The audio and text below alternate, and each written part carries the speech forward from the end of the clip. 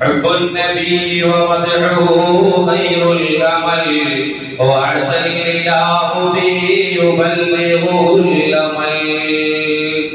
ഹബീബായ തങ്ങളിലേക്ക് ആരാണോ ഒരുവൻ മഹബത്തുകൾ വെക്കുന്നുവോ, അതല്ലെങ്കിൽ മദ്ഹ് പാടുന്നുവോ, പരിശുദ്ധമായ റബീഉൽ അവ്വൽ മാസം നമ്മിലേക്ക് സമാഗതമാകുമ്പോൾ മദ്ഹുകളും മൗലിദുകളും ബുർദകളും എല്ലാം ചൊല്ലി തങ്ങൾക്ക് വേണ്ടി സ്വലാത്തുകൾ ചൊല്ലി സമർപ്പിക്കുന്നുവോ, അവന്റെ ദുനിയാവിലും ആഖിറത്തിലുമുള്ള എല്ലാ കാര്യങ്ങളും അല്ലാഹു നിറവേറ്റി തരും.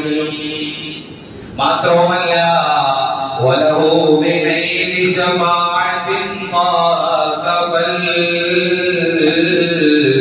عند الإله منعما تنعيما صلوا عليه وسلموا تسليما.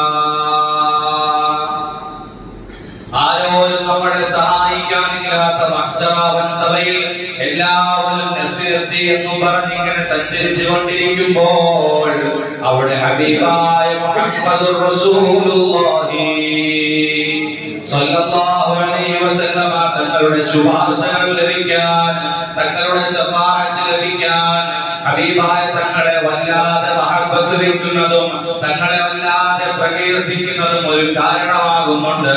അതുകൊണ്ട് എന്റെ പ്രിയപ്പെട്ട മുഅ്മിനീങ്ങളെ, സല്ലൂ അലൈഹി വസല്ലിമൂ തസ്ലീമാ, ആ തങ്ങളുടെ പേരിൽ സ്വലാത്തുകളും സലാമുകളും വർഷിപ്പിക്കണേ.